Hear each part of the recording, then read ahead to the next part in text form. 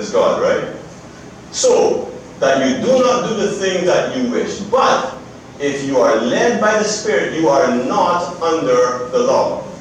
Now, this causes a lot of controversy. So for the sake of what we're about to go through, law means sin. That's what law is. That you need God's law to guide you from sin. But if you're guided by the Holy Spirit, then you're no longer under the law. That's a short version of it. Are we clear? Okay, very good. Now the works of the flesh are evident, which are, again, we're talking about the flesh, and the flesh is sin. Amen.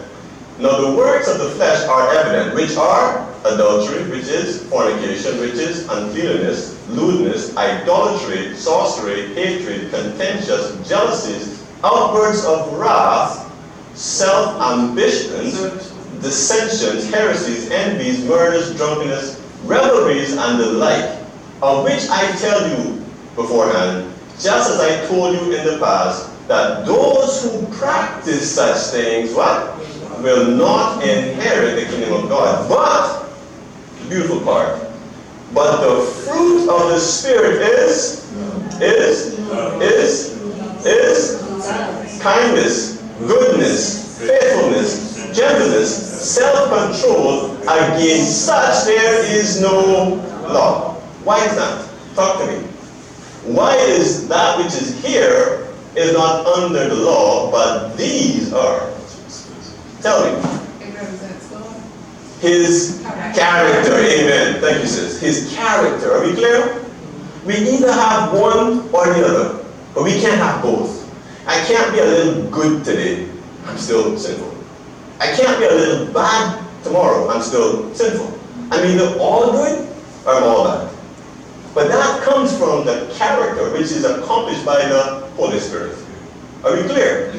Beloved, this is a daily journey. And as potential evangelists and Bible workers and preachers and teachers in God's grace and time, we must understand this. We must bear the fruit of Jesus Christ. And that fruit is what? One more time, is? Notice why this is first. We're going to get to that. Because God is love. Because God is love. And because He loved us first, we love. Let me tell you something.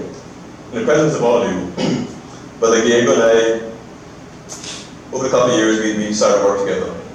And we really got a bond. And it is one of those things where I have the greatest admiration and respect for my brother. When he got sick, man, it really hit. It really hit. It really hit because God had put the two of us in a path as fellow bondsmen. You know, it is something special when you can find somebody you know you trust to cover your back when you go out there, or even wherever it is. It's a special thing. And when he got sick and struck, it really hit. It really hit. You know, and then we went to visit him and I would be with him in scriptures and his countenance go from this to praise the Lord. You know, that was special. You know, that was special. And it came to a point in time when he started to get better and better. I said, brother, I love you. Did I not say that, brother? Yes. It came to the point in time where I tell you, brother, I love you. We must have that character, beloved. Hear me carefully. Hear me carefully. Do not try to pervert it. We must have a love for our brothers and our sisters. Amen. Without shame. Meaning that if anything happens to you, Brother Dean is just away. Brother Paul is just a phone call. Brother Dave, Brother Kevin, Brother Peter. We're just a call away because that love that we have for each other. And sadly, I see that in churches. We get there and they give you a greeting at the door and they're happy. Well, presentation. But then you sit and all of a sudden you look around and there's all these faces going on. But they just greeted me. You know? Our love is a righteous love to Jesus Christ as we love what? Children. Again, it goes back to children. We must be children of Jesus Christ. Why am I saying this? Because by God's grace, we're going to be going out into the field one more time. And if we don't have a love for souls, stay where you are. Stay where you are. Stay where you are. Because we would do better with just 2 or 3 or 4 of us than have 50 of us and when 2 or 3 or 4 are willing to work. Amen? It is this love that we're going to be sharing tonight. We must have that love for each other. We must care for each other. Something happens, Brother Peter, hey, how you doing? Brother Paul, hey, how you doing? We must have this love for each other because we are in the consecrated blood of Jesus Christ. It's not a form of godliness. Are we together? It's a love. No, listen. My love for my wife is different than my love for Paul and Roxanne and the rest of you.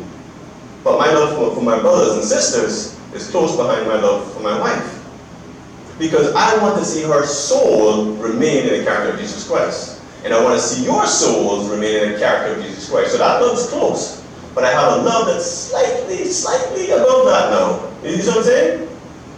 Understand? Jesus tells us that if you love father and mother more than me, what does he say? You're not worthy. So our love comes first from the throne of God. Amen? Okay. I'm going to get a little personal now, so please, again, I must go through this. Say a prayer in your heart as we go through this part, but it must be shared because it's my duty, as I said at the pulpit here, stand at the pulpit here, and share what is required for us to be bond servants in the field, searching for souls. I've shared a couple of things up here. What does it look like? It look like a WhatsApp icons. Profiles, right? These are all Christians, by the way. These are all personal profiles of various persons that I have in my groups. These are all Christians. Can I say it one more time? These are all Christians. So what would happen if these persons were all part of Tohoda and we're about to go out next month and we start to share some of the evangelistic material that we have? This is what we got coming up, and here's a flyer, and oh yeah, great. And they look up to the top left, what? And they see this. The Bible says the treasure of a man's heart will come out when he speaks. Right? What he treasures most is what he will wear, what he will present himself. This, beloved, is some of us. What do we think now? We all want to be evangelists? Do you think I want, if I'm a bar runner, if I'm a whatever, I'm on the field and I hear that so and so is coming knocking on doors and want to preach and teach me about Jesus coming soon, and I got a number from someone and I say, whoa, what? Jesus said, not everyone who comes to me, Lord, Lord, shall what? Amen. Why is that? Because some of us have that outward appearance, and sadly, not even so, in some cases. What if this is us? We attend church every Sabbath, Wednesday service and Sabbath evening service, and we have these programs that we are always present. But what the world sees is a disgrace. I won't go into so much of this.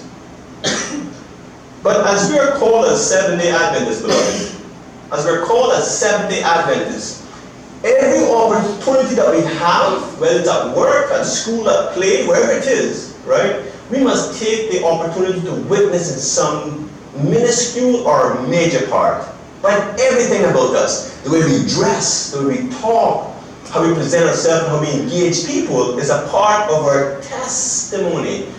What we put up on Facebook and what we put up on social media is also a part of our testimony. No, it's okay for children, this is one of the children, to have, I'm celebrating my grandchildren and whatever. That's fine, family is fine. But this, okay, I skip the rest of that. Seriously? What are we selling? We've got to get it real, beloved. We've got to get it real. We've got to stop this. We're not going anywhere. We go to the pulpits and we preach a good sermon, but I'm sure it would be better if we were more consecrated. Amen? I'm sure it could be better if you were consecrated. Not a form of godliness, but true godliness. True godliness. Last year, December 23rd, we did Jeremiah cried to the nations. A beautiful program, beautiful program. And about 16, 17 of us came out. Most of you here were there. And we were giving out this beautiful little book, The Great Controversy. And we went through how much Sister Ross? About, I think it was just shy of 2,000 copies, all right? And so many people heard about it. And this is when this whole uproar started about Brother Bean and Brother Gay go out there giving out this 1888 controversy. But we also got some feedback that wasn't so good. I must say this, because I'm hoping and praying. We're talking about preparing ourselves. We're still talking about preparing ourselves for evangelism in the month now. We're still talking about that. Amen? We're still talking about that. And some of the feedback that came back to me, and maybe some of you, was that, whoa, those people out there were Christians and they were giving out these books. But the way that we looked brought a lot of question marks on us. And we're going to go through this very quickly. I'm going to try to go through this quickly as possible. Here's some. That which we adorn ourselves is often give the wrong impressions of our spiritual message.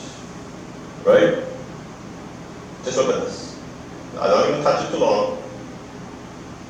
Please pray in your heart, but I have to go through this. Pray in your heart, but I have to go through this. Yeah? Okay.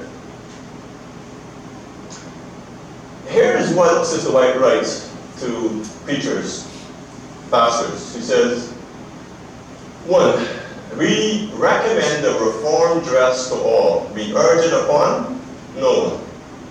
When Christian women and men see the wrongs of the fashionable style and the benefits of ours and put it on from a sense of duty. You hearing? A sense, do you know what that means? This is the new thing out now, and my neighbors, my co-workers, and my friends or whatever is wearing this or bought this, so I have a sense of duty to assimilate. I have a sense of trying to fit in. But didn't Jesus say we're to stand apart and be what? Be what? A peculiar people.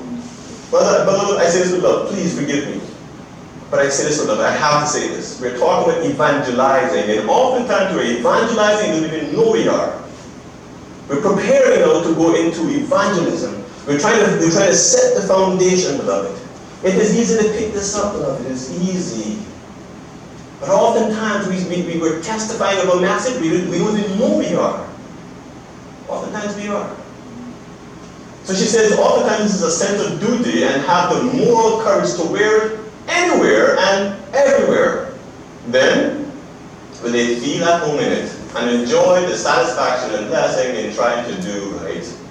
Point number 2, she says, but those who adopt the reformed dress should ever bear in mind the fact that the power of faction is what? The power of fashion is terrible. And that in meeting this tyrant, they need spiritual wisdom. Spiritual wisdom is what she's saying. They need humility. They need what? Patience. Wisdom to speak and act so as not to offend the slaves of fashion unnecessarily.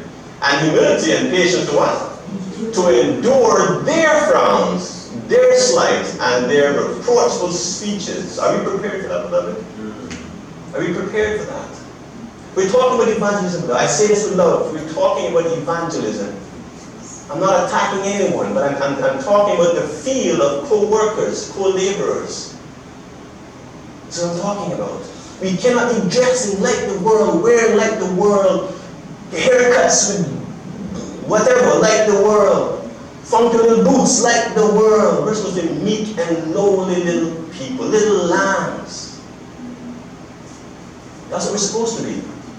Point 3, she says, in view of the existing prejudices against the reformed dress, meaning people don't like it, it becomes our duty in adopting what? It to avoid all those things which make it unnecessarily objectionable. It should reach to within 8 to 9 inches. She's specific now. She's specific now. I know. And as I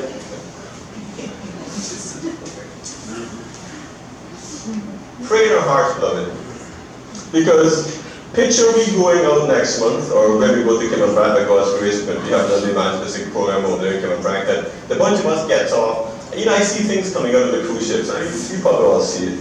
And the attire that that we see coming off the cruise ships, and even at grocery stores, even sometimes when people come to visit our churches to do get an award or something, you ask yourself, don't come up here, we'll come to you, take this. Don't you come to this pulpit with what you're wearing. I will come to you. I'll call your name, sit there, and I'll give it to you. Because what you're going to represent by coming up here is disgraceful. Don't come up here. I'll give you whatever the recognition is. When you come up to God's throne, this little thing, you will represent something sacred. Don't come up here with something that's not acceptable to God. Don't.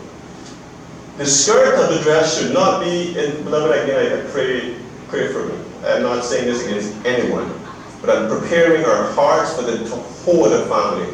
We must set a standard, and we must raise that standard higher than any other worldly standard.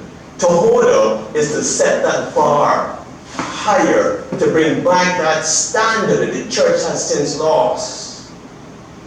We are supposed to be consecrated, a people who goes by thus saith the Lord Jesus Christ, and I shall follow. Not what the pastor says, or that funny joke he thought was funny, but the reason wasn't funny. Well, the pastor did it, so I'll do it also. Bad example, disgraceful example. Disgraceful. We are to set the bar to where God has set it. To be separate and apart from the world. Amen? I say that with love, beloved. Let's move on. Jesus says in Matthew chapter 7, 16 to 20, he says, very good. Very good. I'm going to go through this very slowly. Jesus says, judge not that you not be judged. For with what judgment you judge, you will be judged. And with the measure you use, it will be measured back to you. Okay, let me stop here for a second. That sounds great, right? So Brother Dean's up here trying to chastise people about what they will say. You don't do that, Brother Dean, because Let me turn it around, Let me turn it around. How we often do that is saying, I'm Seventh-day Adventist, you need to give your life to the Lord. Oh, really? But my WhatsApp and my Facebook profiles are saying same thing. I'm a hypocrite. Judge not because you see someone out there doing something, when you yourself have got some little secret sins that you're dealing with. Amen? Don't think that I need to bring the gospel to them because they're drinking and smoking and drugs and whatever they're doing. And I go to church every Sabbath and I do this in the pulpit every Sabbath. And don't waste your time with that.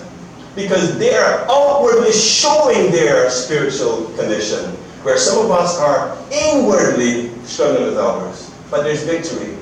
Amen. There is victory in Jesus Christ. There is victory. There is victory, beloved. He says, and why do you look at the speck in your brother's eye, but do not consider the plank in your own eye? Or how can you say to your brother, let me remove the speck from your eye, and look, a plank is in your own eye? Hypocrite. First remove the plank from your own eye, and then you will see clearly to remove the speck from your brother's eye. So if I'm walking in sin, I have no right to tell my brother or sister that I'm feeling, you've got to stop this, because I myself is struggling. So don't need to come up here. Just sit down, pray, and seek a consecrated relationship with Jesus Christ. And when he raises you back up, be yourself, that you can speak for Jesus, or you can do Bible study, or you can do evangelism some sort of way. Amen? Here's where it gets beautiful. It says, do not give what is holy to whom? Jesus is saying this. Nor cast your pearls before swine, lest they trample them under their feet and turn and tear you in pieces. You will know them by their fruits, Jesus says. Do men gather grapes from thorn bushes or figs from thistles? Even so, Seventh-day Adventists, even so. Every good tree bears, and every bad tree bears. A good tree cannot bear bad fruit, nor can a bad tree bear Every tree that does not bear good fruit is cut down and thrown into the fire. Therefore, by their fruits you shall know them. Beloved, let us bear good fruit today, tomorrow, Tuesday, Wednesday, Thursday, Friday, and God's holy Sabbath. Amen? Not just on Sabbath, but 7 days a week. Let us have a standard that exceeds everything else. Let me get to this quickly.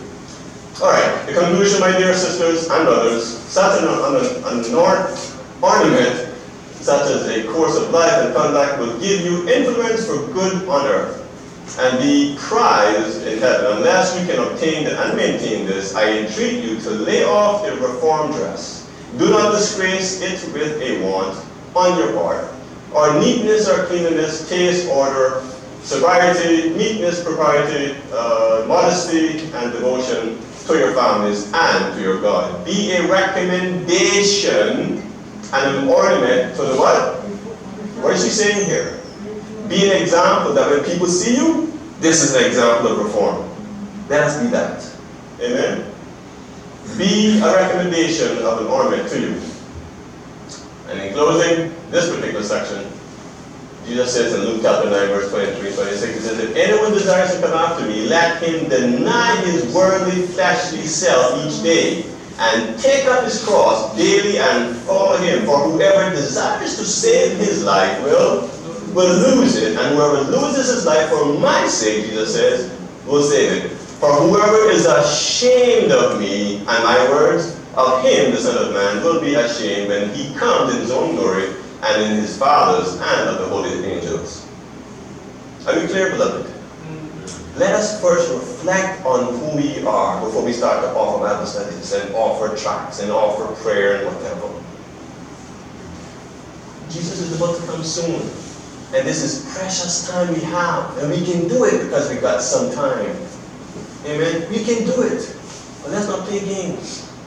Let us not play games, beloved. It's all or nothing. I'm going to get to this, please. Alright, so we're going to bond servant. At the end, if you don't mind, at the end, can you, think about it. Now we're going to bond servant. The attitude of a bond servant. Now we talked about a bond servant just now, being for the guy you go in the field. What is what's the thing called, I was going to say WikiLeaks, but Wikipedia, thank you, honey. What does Wikipedia say? Bond servant is what? A person bound in service without wages. Some versions of the Bible call it a slave, that's right. And I tell you the truth, beloved, sometimes it feels that way, Brother Kevin. Sometimes it feels that I'm constantly thinking and just can't put things down. I just can't. My wife can tell you, I'm constantly. It's like a possession. Well, it is a possession. It's a possession. You're possessed. Yeah. And by the way, if I can go on that, we're all possessed. Yes, either one or the other. We're all possessed. With either one or the other. But we're never empty. We're never hollow up here. We always got one or the other, right? So we are bond servants in service without wages, a slave of self.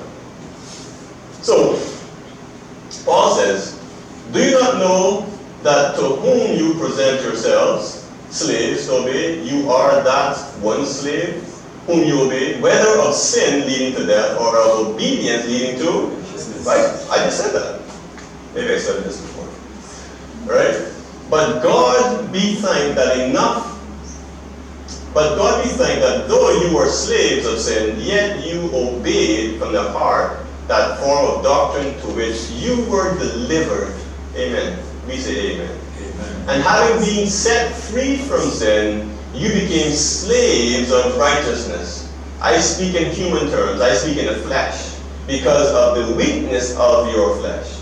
For just as you presented your members, meaning your body, your limbs, as slaves to the uncleanness and the lawlessness leading to more lawlessness, so now present your members as slaves to righteousness for holiness. For when you were slaves of sin, you were free in regard to righteousness. What fruit did you have then in the things of which you are now ashamed? For the end of those things is? For the end of those things is death. But now, having been set free from sin and having become slaves, what? Praise the Lord. I love that. Having become slaves of God, you have your fruit to holiness and the end, everlasting life. For the wages of sin is, but the gift of God is in Jesus Christ our Lord. Amen. Paul continues to say, the disciples were to go forth as Christ's witnesses to declare to the world that they had seen and heard him. Their office was the most important to which human beings had ever been called, second only to that of Jesus Christ. They were to be workers together with God for the saving of men. As in the Old Testament, the 12 patriarchs stood as representatives of Israel, so the 12 apostles stand as representatives of the gospel church. Acts of the Apostles, chapter 19. During his earthly ministry, Christ began to break down the partition. I love this. I'm going to talk on this very briefly. During his earthly ministry, Christ began to break down the partition wall between Jew and Gentile. It was a big discussion here. And to preach salvation to all mankind. Though he was a Jew, he mingled freely with the Samaritans. He setting at naught the Pharisaic customs of the Jews, which, with regard to this, despised people. He slept under their roofs. He ate at their tables and taught in their streets. Someone tell me about this. This very paragraph. What is being said here? Jesus wasn't burglars. Amen. That's a very long way to put it. And I must touch that. I must touch that. Go ahead, others. He practiced what he preached. Let's talk about that. Let's, given the time, let's talk about that. We have this trial in our this is a universal thing, where there is some separation of choices. You know, I don't want to go in that neighborhood because that's going to be drug addicts. I don't want to go in that neighborhood because it's rich white people. And I don't want to go over there because it's Jamaicans. And I don't want to go over there